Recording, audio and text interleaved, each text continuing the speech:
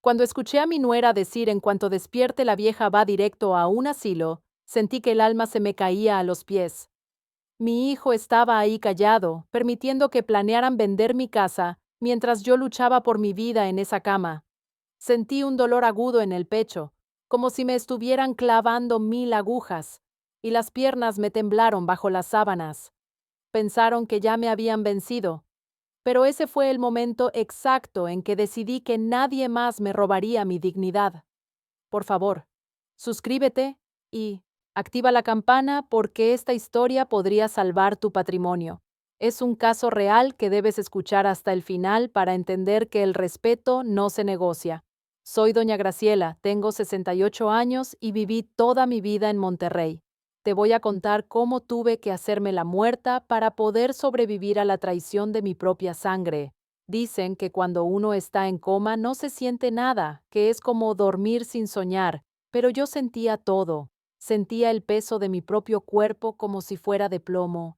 Sentía el tubo en mi garganta raspándome, cada vez que la máquina me obligaba a respirar. Y sobre todo sentía el frío, no el frío del aire acondicionado de ese hospital privado en San Pedro, sino un frío que me nacía desde adentro, desde los huesos.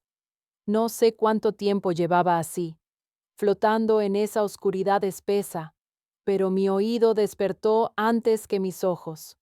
Lo primero que escuché fue ese pitido rítmico insoportable, marcando que mi corazón seguía latiendo a pesar de todo. Luego me llegó el olor. Olía a antiséptico, a medicinas, pero por encima de todo eso se imponía ese perfume dulzón y caro que usa mi nuera, Patricia. Nunca me gustó ese aroma. Siempre me pareció que intentaba ocultar algo.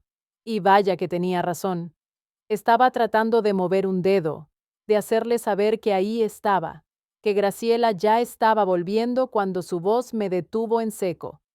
No estaba llorando, no estaba rezando por mí. Patricia estaba hablando de números, hablaba con esa frialdad que le sale cuando cree que tiene la razón. Le decía a alguien que ya no podían, ¿es seguir así? Que los gastos médicos estaban comiendo los ahorros y que ya estaban hartos. Esperé escuchar la voz de mi Roberto defendiéndome.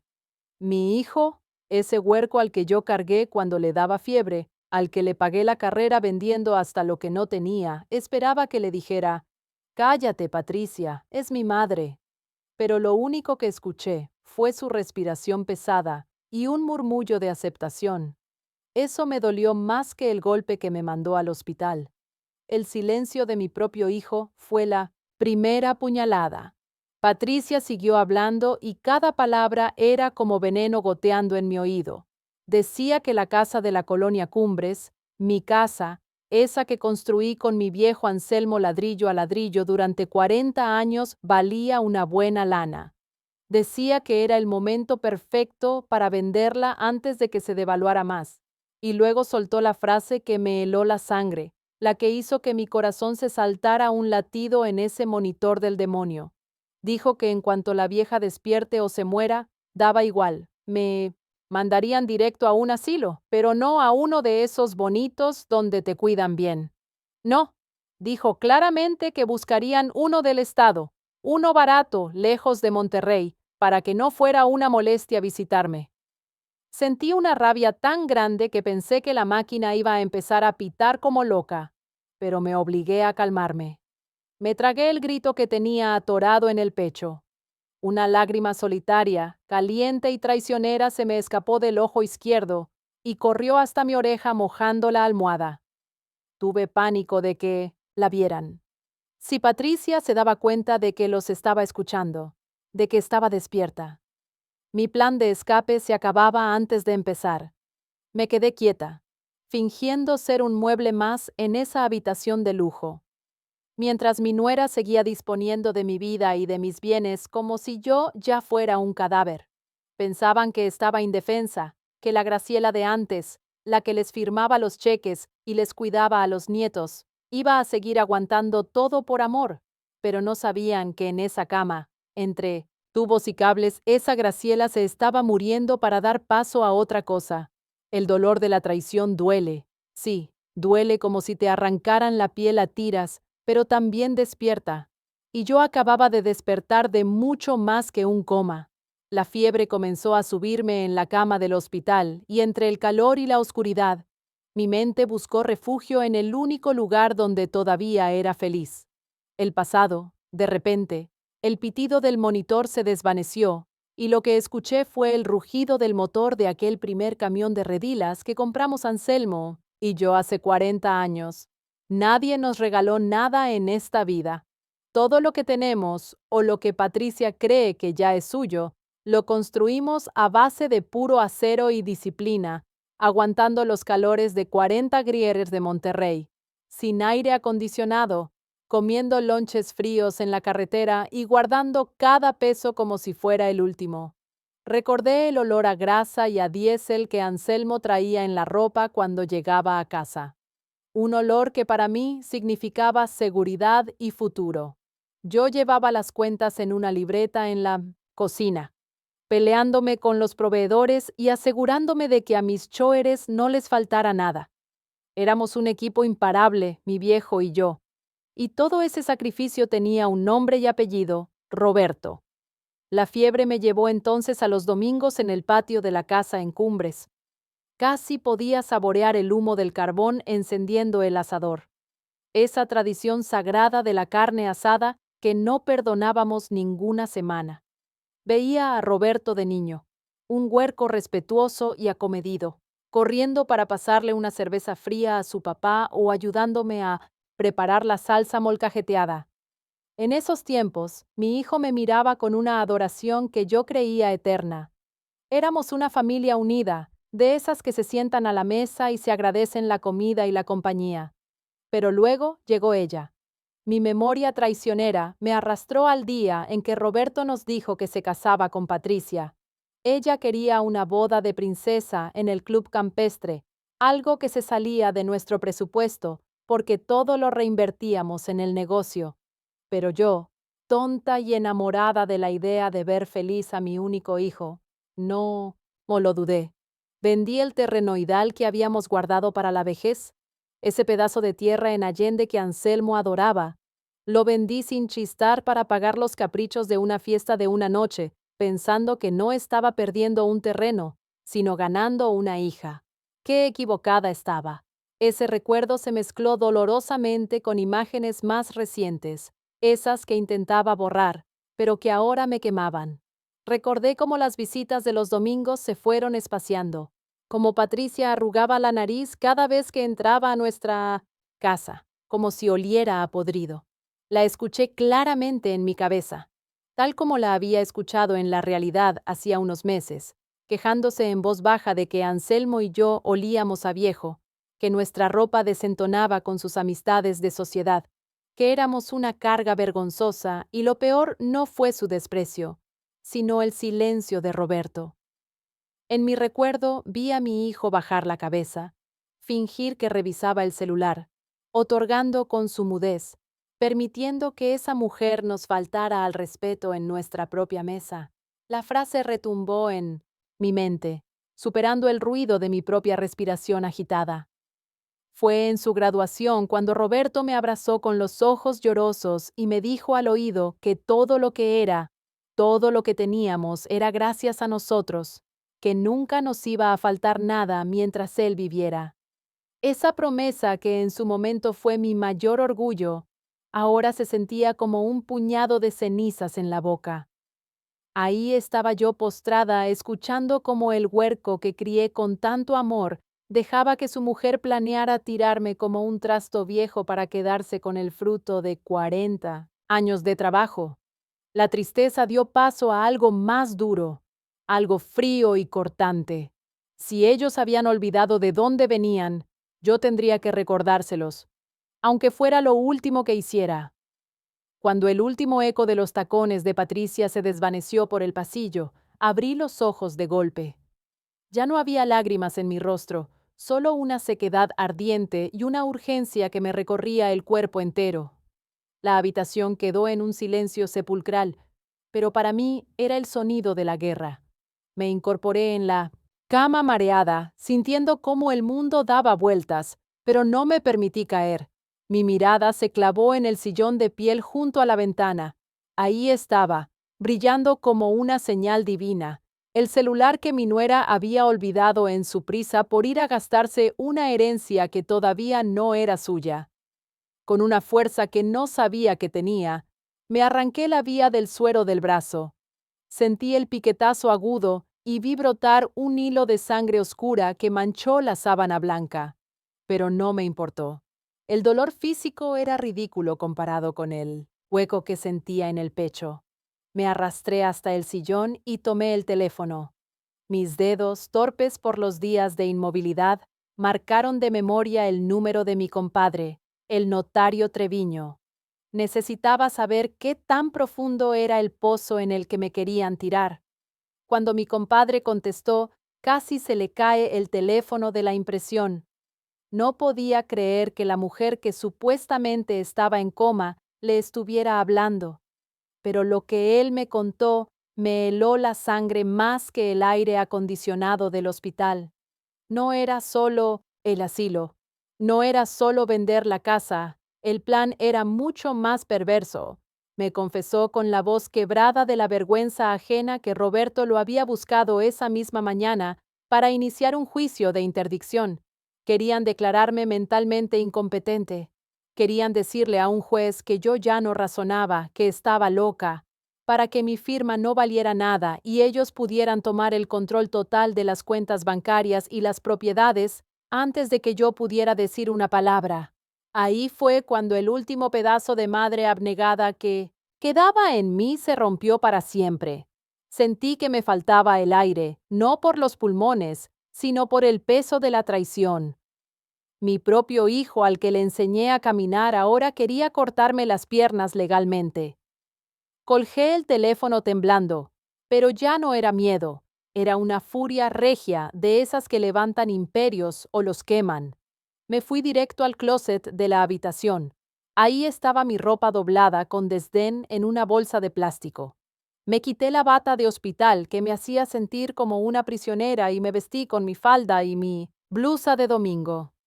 Me calcé los zapatos, ignorando lo hinchados que tenía los pies. Salí al pasillo caminando despacio, apoyándome en las paredes hasta llegar a la estación de enfermería. Las muchachas me miraron como si vieran a un fantasma. Les exigí el alta voluntaria. Intentaron detenerme. Dijeron que era peligroso, que tenía que esperar al doctor, que llamarían a mi hijo. Les dije que si llamaban a alguien, los demandaría por secuestro.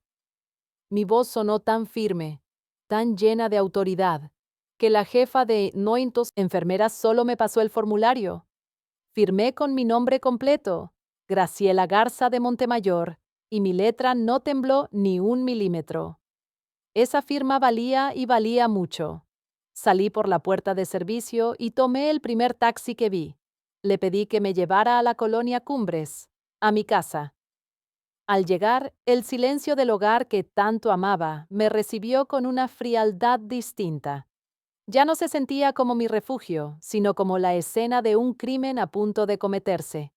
Entré y encontré a mi viejo, a mi Anselmo, sentado frente a la televisión, apagada con la mirada perdida. Cuando me vio entrar, sus ojos se iluminaron con esa inocencia que la demencia le había regalado. Me sonrió como si yo hubiera salido solo a comprar tortillas. Le dije que nos íbamos de viaje, que preparara su sombrero. Él no preguntó a dónde ni por qué. Confió en mí, como lo ha hecho los últimos 50 años. Una lealtad que mi hijo jamás aprendió. Fui directo al despacho.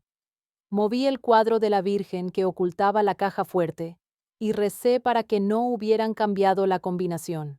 Los números giraron, el mecanismo hizo clic y la puerta se abrió.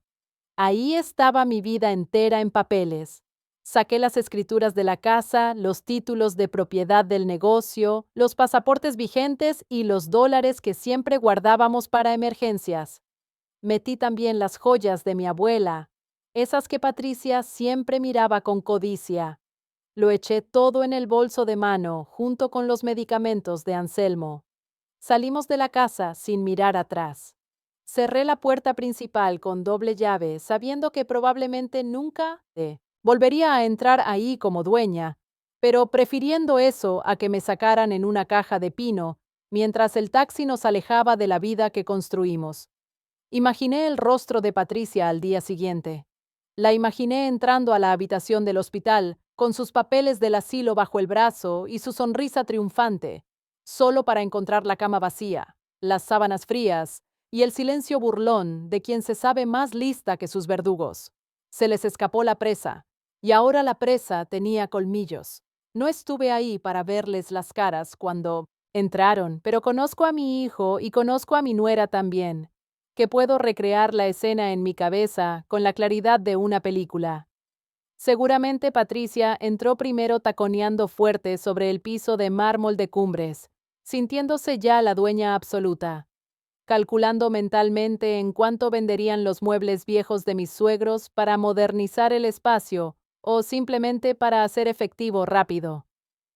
Roberto habrá entrado detrás arrastrando los pies y la conciencia, quizás esperando encontrar la casa en silencio, no incienso, lista para el inventario del despojo. Pero lo que encontraron fue el eco vacío de una casa sin vida y un sobre blanco, impecable, esperándolos justo al centro de la mesa del comedor. Mientras sus manos abrían ese papel, mi voz debió retumbar en esas paredes que ya no les pertenecían. Escribí esa carta con la mano firme y el corazón helado, sin una sola lágrima, porque el tiempo de llorar se había quedado en esa cama de hospital. Les dije las cosas como son, directas y sin rodeos. Como hablamos la gente del norte, escribí: Hijo, te di la vida, te pagué la mejor carrera, te di todo lo que unos padres pueden dar con el sudor de su frente. Y a cambio, tú estabas dispuesto a pagarme con un asilo de mala muerte y el olvido total. Les detallé con precisión quirúrgica que no estaba inconsciente, que escuché cada palabra de su traición, cada burla de Patricia sobre nuestro olor a viejo y, lo más doloroso, su silencio cómplice, aceptando mi destino como si fuera un mueble estorboso. La carta no era solo un reclamo de madre dolida, era una notificación legal implacable. Les expliqué que antes de salir de la ciudad había pasado a la oficina de mi compadre, el notario Treviño. Les informé que el poder notarial amplio que le había otorgado a Roberto hace años, confiando ciegamente en su lealtad, estaba revocado desde esa misma mañana. Ya no tenía autoridad para firmar por mí, ni para decidir sobre mi salud, ni mucho menos para tocar un centavo de mi patrimonio. Les avisé que las cuentas mancomunadas, esas de las que Patricia se servía con cuchara grande para sus lujos y apariencias, estaban canceladas y los fondos blindados, y la casa, esa propiedad con la que ya hacían cuentas alegres, ya estaba en proceso de venta directa con una inmobiliaria. Bajo mis condiciones y para mi exclusivo beneficio, casi puedo escuchar el grito de furia de Patricia al leer eso. No un grito de dolor ni de vergüenza, sino el alarido de la ambición frustrada. Me la imagino sacando el celular frenéticamente para intentar hacer una compra, cualquier cosa, solo para comprobar que las tarjetas de crédito estaban bloqueadas, muertas, igual que su plan de vida a mis costillas. Pero lo que realmente me sacude, aunque trate de mantenerme fuerte, es la imagen de Roberto. Me lo imagino derrumbándose en esa silla del comedor donde tantas veces comió de mi mano, con el papel temblando entre sus dedos, entendiendo por fin que su pasividad le había salido carísima. Al leer la despedida, donde le decía que se quedara con su esposa y con su codicia, porque madre y herencia ya tenía, debió sentir el verdadero peso de su error. Su silencio en el hospital le costó su futuro y su familia. El sonido de las olas rompiendo suavemente aquí en la isla del Padre es muy distinto al ruido de los motores y el ajetreo que dejamos atrás en Monterrey. Mientras bato los huevos para preparar el machacado con el que voy a desayunar con mi viejo, pienso en lo irónico que es la vida. Antes, en aquella casa enorme de la colonia Cumbres, teníamos comedores de lujo y vajillas importadas, pero estábamos rodeados de buitres. Ahora, en esta casita rentada, modesta, pero con vista al mar, mis manos viejas pican la carne seca con una tranquilidad que no cambiaría por todo el oro del mundo. Anselmo está sentado en la terraza mirando el horizonte con esa paz que le da su memoria perdida. Él no sabe por qué nos fuimos, ni entiende que su propio hijo quiso declararnos inservibles para quedarse con la lana que hicimos peso sobre peso. Para Anselmo, esto es solo unas vacaciones largas junto a la mujer que no lo ha soltado en 50 años. Y en cierto modo, tiene razón. Aquí nadie nos dice que olemos a viejo. Nadie nos mira el reloj esperando que nos muramos. Aquí solo somos dos sobrevivientes disfrutando el sol. De repente, el celular que dejé sobre la barra de la cocina empieza a vibrar. No necesito ver la pantalla para saber quién es. Es Roberto. Seguramente sigue marcando desesperado. Quizás porque Patricia le está gritando que haga algo.